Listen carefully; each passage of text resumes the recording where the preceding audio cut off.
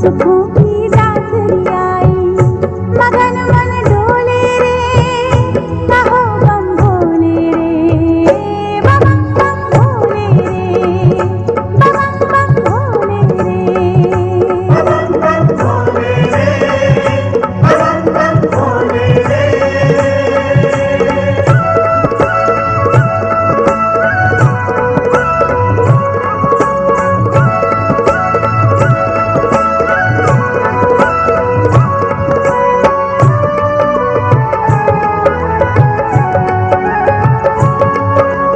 जो भोले का जाप करे, पाप का पश्चाताप करे, जो भोले का जाप करे, पाप का पश्चाताप करे, दुख से सुख का मिलाप करे, दुख से सुख का मिलाप करे। वेद ये खोले रे, कहो बम भोले रे, बम बम भोले रे, बम बम भोले रे, बम बम भोले रे, बम बम भोले रे।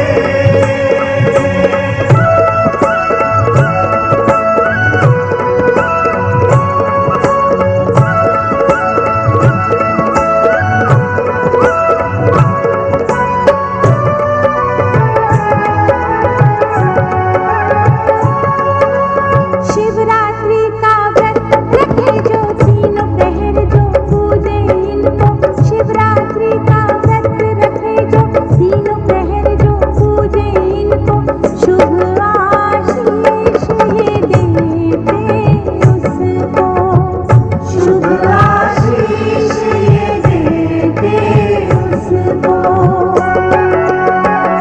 मधुरस घोले रे, कहो बम भोले रे, बम बम भोले रे, बम बम भोले रे, बम बम भोले रे, बम बम भोले रे।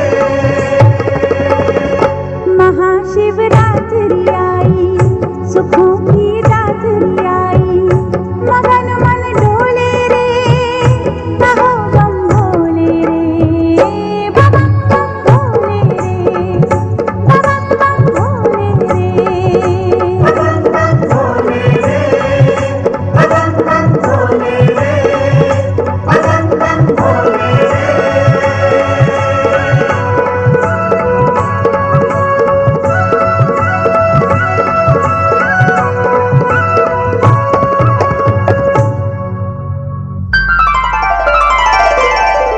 नारायण नारायण। कैलाशपति भगवान भोलेनाथ की जय। हे महेश्वर, आज कैलाश पर आकर ऐसा लग रहा है जैसे यहाँ का कण कण आनंद का प्रपात बन गया हूं। यहाँ की पर्वतमालाओं ने जैसे सत्य, शिव और सुंदर का रूप धारण किया हो। हे महादेव, ऐसा अद्भुत दृश्य और प्रकृति का विलक्षण रूप कभी नहीं देखा। आज महाशिवरात्रि है देवर्षि। प्रभु, शिवरात्रि की महिमा पर आप ही प्रकाश डालिए। सर्वप्रथम जब मैं ज्योतिर्मय स्तंभ रूप में प्रकट हुआ था, वो मार्गशीर्ष मास में आर्द्र नक्षत्र से युक्त प्रतिपदा का समय था। सर्वप्रथम विष्णु और ब्रह्मा ने मेरे दर्शन किए थे और तभी से यह दिन महाशिवरात्रि के नाम से विख्यात है। हे महेश्वर, इस शुभ दिन का महत्व बताने की कृपा करें। भक्तजन इस रात्रि को शिव कृपा पाने की इच्छा से हमारा पूजन करते हैं, किंतु ये इच्छा पूर्ण होना इतना सरल नहीं। क्यों प्रभु?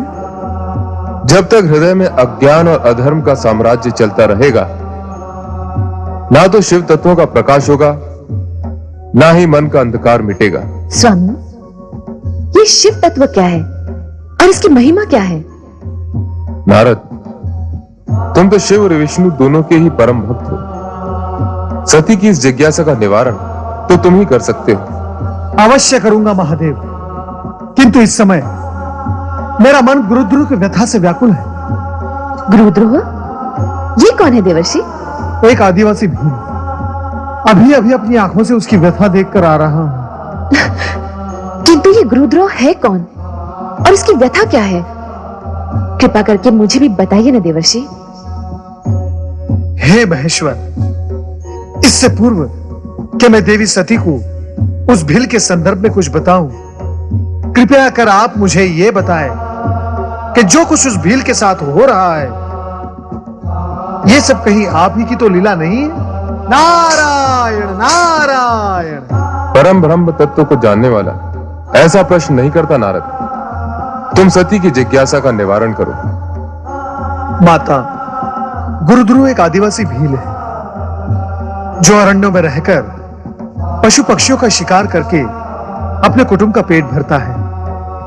आज मैंने अरण्य में क्या देखा कि गुरुद्रोह एक हिरनी पर अपना लक्ष्य साधे उसके पीछे पीछे भाग रहा था।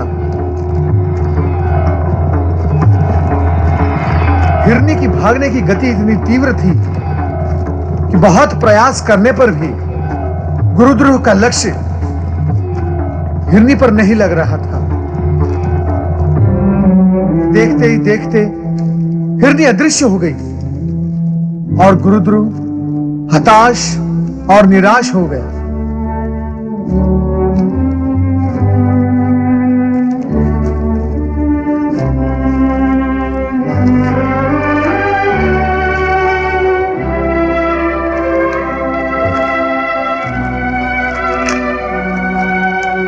न जाने हिरनी किस दिशा में चली गई है। इस पेड़ पर चलकर देखता हूं।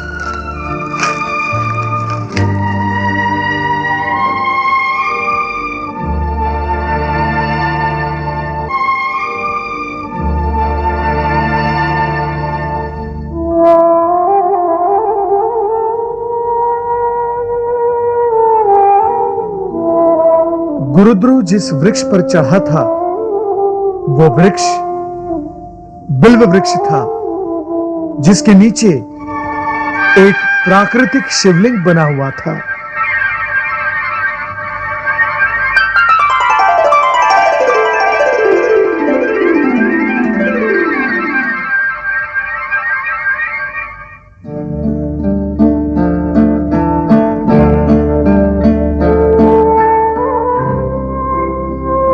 गुरुद्रोह, तू इस निरीह प्राणी के प्राण क्यों हरना चाहता है? इसने तेरा आखिर क्या अनिष्ट किया है जो तू इसके प्राणों के पीछे पड़ा हुआ है?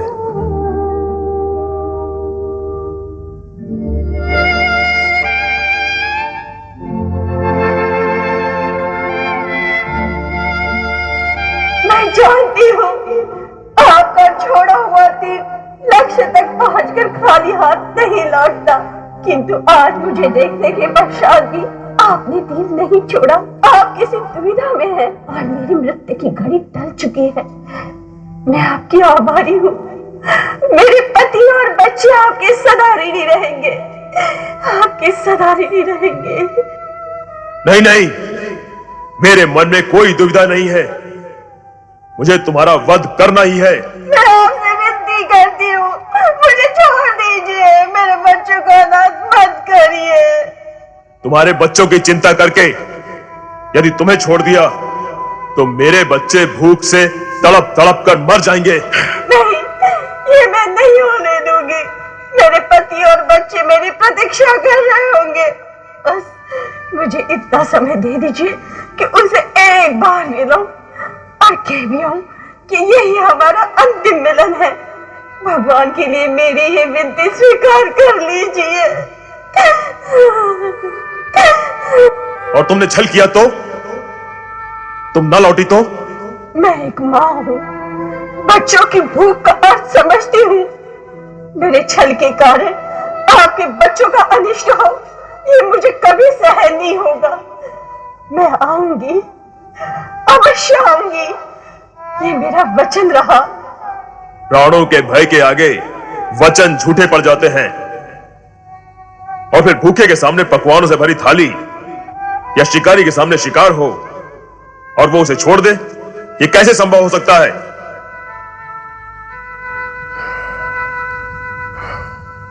समझ में नहीं आता कि मैं क्या करूं। तुम रो रही हो? नहीं, मुझे तुम पर दया आ रही है। दया? और मुझ पर? हाँ, क्योंकि मैं तुम्हें तुम्हारे धर्म से विमुख कर रही हूँ। यदि घोड़ा घास पर दया करेगा तो खाएगा क्या? तुम शिकारी हो। यदि सामने आया शिकार छोड़ दोगे तो तुम्हारे परिवार का पेट कैसे भरेगा? तुम तुरंत चली जाओ यहां से, अन्यथा स्वभाववश हाथ में पकड़ा ये बाण चल जाएगा और तुम्हारे प्राण पखेरु उड़ जाएंगे। उस दशा में तुम्हारे परिवार वाले, तुम चली जाओ यहां से, जाओ। इस दया भाव के लिए बहुत बहुत धन्यवाद। आपने अपना कर्तव्य पूरा किया, अब मैं भी करूंगी। घर में सबसे मिलने के उपरांत यही आकर तुम्हारे सामने खड़ी हो जाऊंगी। तब तुम मेरे प्राण हर लेना। तुम्हें मुझ पर भरोसा नहीं? तुझ पर भरोसा है या नहीं, मुझे तो अब स्वयं पर भी विश्वास नहीं रहा। तुम कुछ सोच रहे हो? नहीं नहीं, तुम शीघ्र जाओ और जल्दी लौटकर आना। मैं तुम्हारी यहीं प्रतीक्षा करूंगा। धन्यवाद शिकारी जी, धन्यवाद।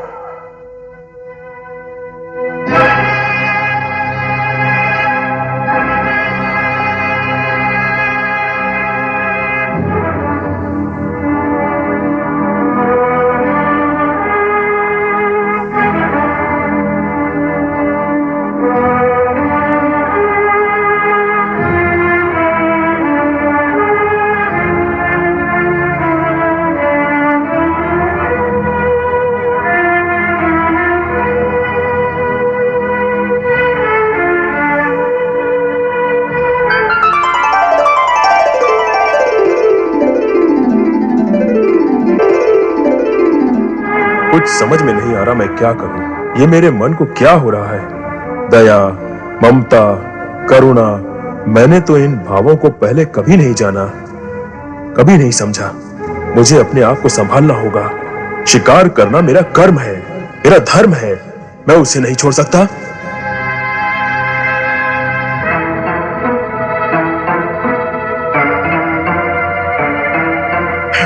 नहीं, मुझ पर दया करो। मैं तो यहाँ अपनी बहन को ढूंढने आई थी, वो घर नहीं पहुंची। उसका परिवार उसके लिए बहुत चिंतित है। चिंता मत करो, अब तक तो वो घर पहुंच गई होगी और कुछ ही देर में पुनः यहाँ आती होगी। तब मैं उसका शिकार करूंगा, किंतु उससे पहले। नहीं, मुझे छोड़ दो। अच्छा, इतनी देर के लिए छोड़ दो कि मैं घर जाकर देख आऊं मेरी बहन पहुंच गई अथवा नहीं।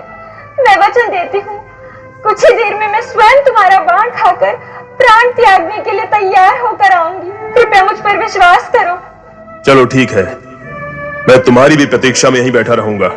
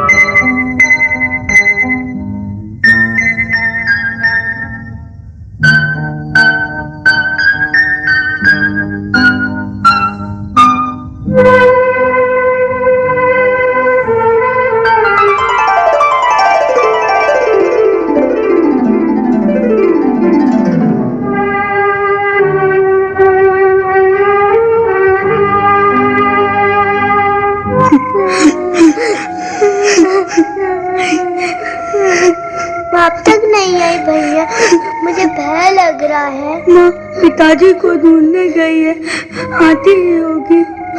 भूख लगी है। भूख तो मुझे भी लग रही है। बड़ी भूख लगी है। माँ माँ माँ माँ माँ पिताजी नहीं आए। पिताजी कहाँ गए? बेटा, पूरा वन छान मारा, उनका पता कहीं नहीं लगा। मुझे तो शंका है कि कहीं तुम्हारे पिताजी किसी शेर, चीते या भालू का शिकार न बन चुके हो। नहीं माँ, नहीं, ऐसा नहीं।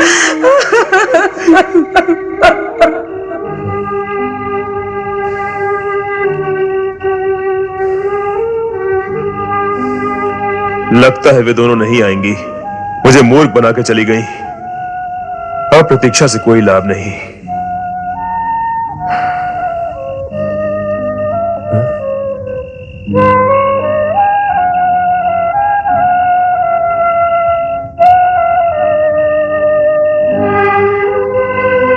नहीं, मुझे मत मारो। मैं तो यहाँ अपनी पत्नी को ढूंढने आया था। सच कहो, क्या तुमने उसका वध कर दिया? नहीं, वो मुझसे कहकर गई थी कि तुम लोगों से मिलकर लौटेगी, किंतु लौट कर आई नहीं। लगता है अपने वचन से फिर गई है। मैंने सारा दिन उसकी प्रतीक्षा में गंवाया है। मेरे बच्चे भूख से तड़प रहे होंगे, मेरी पत्नी मेरे लिए चिंतित होगी। अब मैं तुम्हें ही अपना लक्ष्य बनाता हूं। मैं तुम्हें नहीं छोड़ूंगा। मत छोड़ना, किंतु इतनी विनती है, मुझे एक बार अपनी पत्नी से मिल लेने दो, फिर मैं स्वयं तुम्हारे सामने बाण खाने के लिए सहज खड़ा हो जाऊंगा। ठीक है, तुम भी जाओ, किंतु शीघ्र आना, बहुत विलंब हो गया है।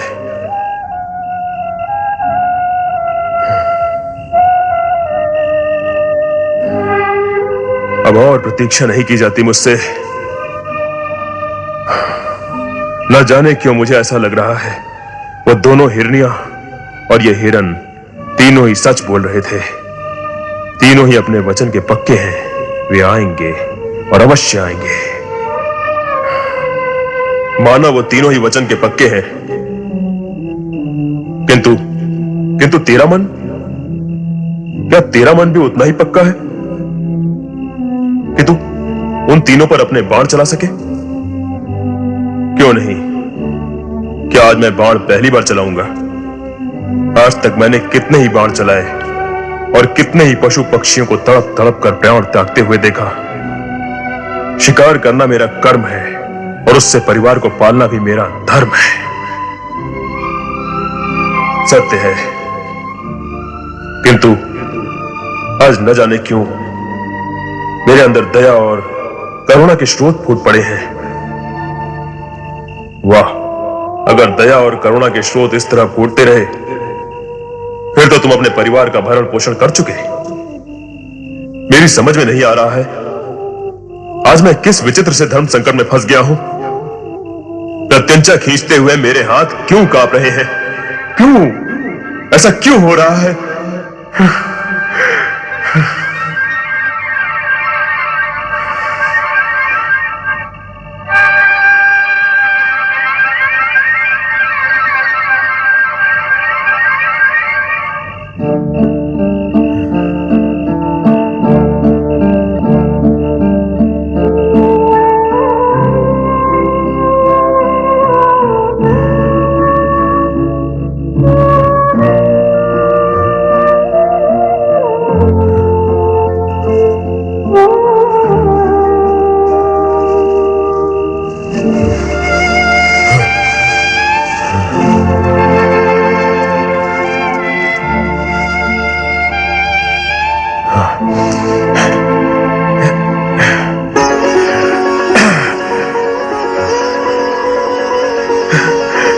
प्रभु, आप प्रभु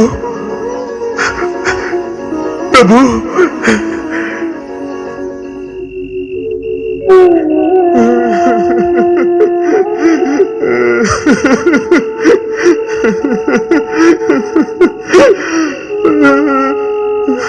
मैं क्या करूं भगवान, मैं क्या करूं? निर्दोष जीवों की हत्या करना मुझे अच्छा नहीं लगता, परंतु अपने परिवार का भरण पोषण करने के लिए मुझे ये पाप भी करना पड़ता है। अब आप ही बताइए प्रभु, मैं क्या करूं? क्योंकि यदि एक और जीव की हत्या पाप है, तो दूसरी ओर जीवों को भूखा रखकर उन्हें मृत्यु की ओर ढकेलना भी तो पाप ही है। मैं कौन सा पाप करूं? या कोई भी पाप ना करूं तो क्या करूं? मेरा मार्गदर्शन करिए भोलेनाथ, मेरा मार्गदर्शन करिए। मुझ पापी का कल्याण कीजिए प्रभु। वो भील आंसू बहा बहा कर आपको पुकार रहा है, आपकी सहायता मांग रहा है। उसकी व्यथा का अंत कीजिए, महादेव, उसका मार्गदर्शन कीजिए। देवी सती, तुम्हारा इस विषय में क्या विचार है? अपने कर्म को विसार कर, अपने परिवारजनों को कष्ट में डालकर, क्या वो भील ठीक कर रहा है? वो स्वयं कुछ नहीं कर रहा है स्वामी। उसके स्पर्श से अनजाने में जो बेलपत्र आपके लिंग पर गिरे हैं, इसी कारण उसका हृदय परिवर्तित हो गया है। वो क्रूर से दयालु बन गया है। वो विवश कहीं का नहीं रहा। देवर्षि उचित कह रहे हैं। प्रभु, अब आप ही उसका मार्गदर्शन करें और उसे धर्म की राह पर लगाएं।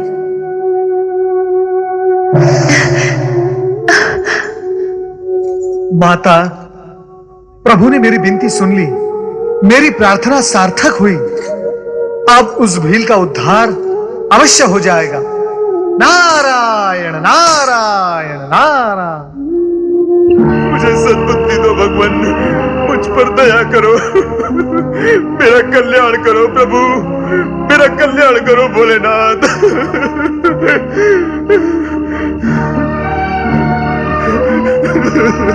हम अपने वचन के अनुसार यहाँ आ पहुंचे हैं। अब तुम अपना बाण उठाओ और अपने कर्म का पालन करो। ऐसे क्या देख रहे हो? बाण चढ़ाओ, चढ़ाओ बाण। विलंब मत करो, तुम्हारे बच्चे और पत्नी भूख से बिलख रहे होंगे।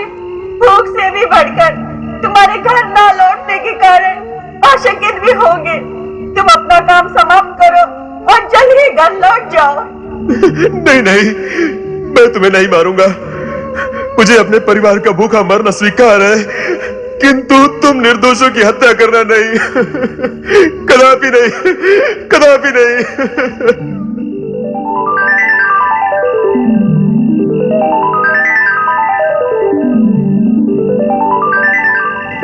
भोलेनाथ, भोलेनाथ।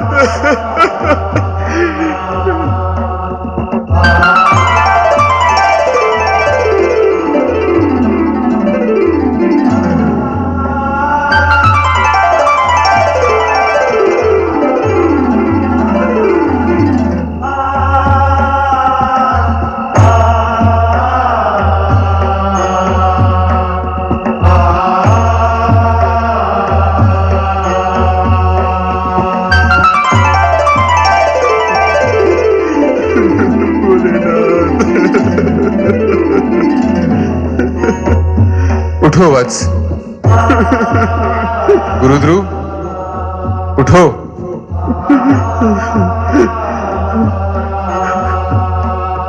आओ वत्स। प्रभु प्रभु प्रभु प्रभु प्रभु, मुझे धर्मी को आपने साक्षात दर्शन दिए हैं। इस हत्यारे पापी पर इतनी कृपा क्यों? मैं इसके योग्य नहीं प्रभु, मैं इसके योग्य नहीं। गुरुध्रुव, हत्या करना पाप है, किंतु कर्म नहीं करना भी तो पाप है। और तुम्हारा तो कर्म ही ऐसा है जो तुम्हें न चाहते हुए भी पाप का भागी बना देता है। किंतु आज से तुम्हें ऐसा काम नहीं करना पड़ेगा जो तुम्हें पाप और आत्मग्लानि के बोझ तले दबाता जा रहा है। प्रभु, किंतु इतनी कृपा मुझ जैसे दीनहीन व्यक्ति पर क्यों? क्यों प्रभु? आज महाशिवरात्रि है। आज के इस पावन दिन बिल्व पत्रों से मेरी पूजा करने के पुण्य के फल स्वरूप तुम्हारा यह कायाकल्प हुआ है। और तुम तीनों ने आज के इस पावन दिन अपना दिया हुआ वचन पूरा कर दिखाया। ये देवीय रूप उसी का फल है। तुम्हें मृग योनि से अपनी स्वाभाविक दिव्य योनि प्राप्त हुई। ओम नमः शिवाय। पिताजी, तुम सब इस रूप में? ये सब तुम्हारी भक्ति का प्रसाद है। आज महाशिवरात्रि के दिन मेरी पूजा करने के फल स्वरूप तुम अपने पूर्व पापों से मुक्त हो गए हो और श्रृंगवेरपुर के राजा बन गए हो। मैं और राजा? हाँ, अपने परिवार सहित वहां जाकर शिव आराधना को मन में उतारकर राज सुख का उपभोग करो। त्रेता युग में विष्णु के अवतार भगवान राम से तुम्हारी भेंट होगी और तुम उनके उत्तम मित्र के रूप में जाने जाओगे। जो आज्ञा भगवान शिव शंकर, जो आज्ञा। तुम तीनों दिव्य धाम के लिए प्रस्थान करो। जो आज्ञा प्रभु। गुरुध्रुव, महाशिवरात्रि के दिन तुमने शिव आराधना करके शिव भक्तों के अध्याय में अपना नाम अमर कर दिया है। जो भी शिव भक्त महाशिवरात्रि के दिन तुम्हारी ये कथा सुनेगा उसे वो सारे पुण्य प्राप्त होंगे जो तुम्हें हुए हैं। कल्याण भव।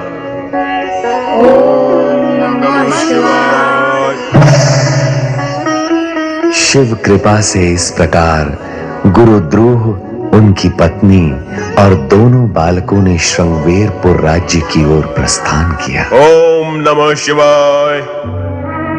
श्रृंगवेरपुर नरेश महाराज गुरुद्रुह की। श्रृंगवेरपुर नरेश महाराज गुरुद्रुह की। श्रृंगवेरपुर नरेश महाराज गुरुद्रुह की। श्रृंगवेरपुर नरेश महाराज गुरुद्रुह की। महाराज, श्रृंगवेरपुर की प्रजा आप जैसे शिव भक्त को अपने राजा के रूप में पाकर अति प्रसन्न है। महामंत्री जी, ये सब भगवान शिव की कृपा का फल है। हम चाहते हैं हमारी प्रजा निरंतर भगवान शिव की आराधना करके उनकी कृपा प्राप्त करती रहे, जिससे कभी किसी को कोई कष्ट ना हो। अवश्य महाराज, सारी प्रजा में ओम नमः शिवाय इस पंचाक्षरी मंत्र की गूंज उठ रही है। ओम नमः शिवाय। ओम नमः शिवाय। नारायण नारायण। महामंत्री का कथन अत्यंत सत्य है महाराज।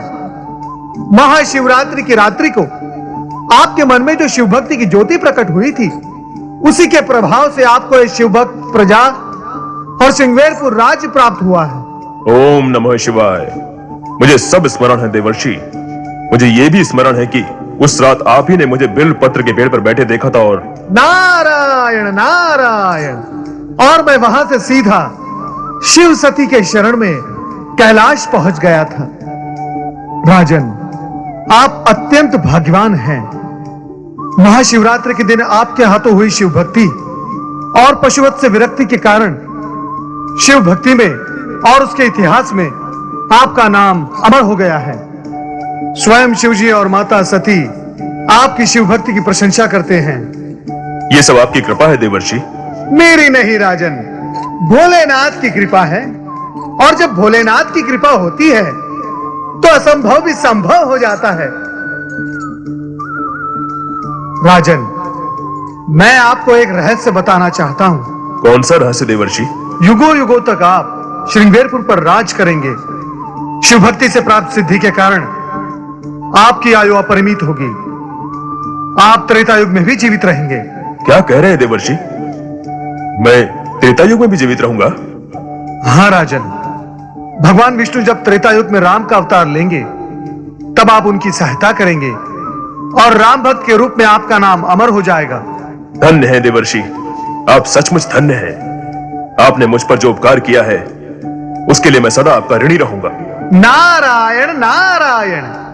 मैं तो शिवजी का छोटा सा सेवक हूं। उपकार तो आपको भोलेनाथ का ही मानना होगा राजन, क्योंकि उनकी इच्छा से ही आपको शिव भक्ति प्राप्त हुई है। और इस उपकार का ऋण चुकाने के लिए आपको अपने राज्य में स्थान स्थान पर शिव मंदिरों का निर्माण करना होगा, जिससे शिव भक्ति की गूंज संसार में गूंज उठे। ऐसा ही होगा देवर्षि, ऐसा ही होगा। हम राज्य के कोने कोने में शिवालयों का निर्माण करवाएंगे और हर शिव पर्वोत्सव मनाएंगे, और ये सब भोले शंकर की कृपा से होगा। ओम नमः शिवाय। राजन, जानते हो, इसी ओम नमः शिवाय के प्रभाव से वो हिरण और हिरणी कहां पहुंच गए जिन्हें आपने प्राणदान दिया था? नहीं देवर्षि, बताइए वे कहां हैं? महाशिवरात्रि को अपना वचन निभाने और शिव भक्ति में सहयोग करने के कारण वे पशु योनि को त्याग कर सीधे स्वर्गलोक पहुंच गए हैं। स्वर्गलोक में? हाँ राजन, अब मैं स्वर्गलोक पहुंचकर उन्हें भी ओम नमः शिवाय की महिमा सुनाऊंगा। नारायण नारायण।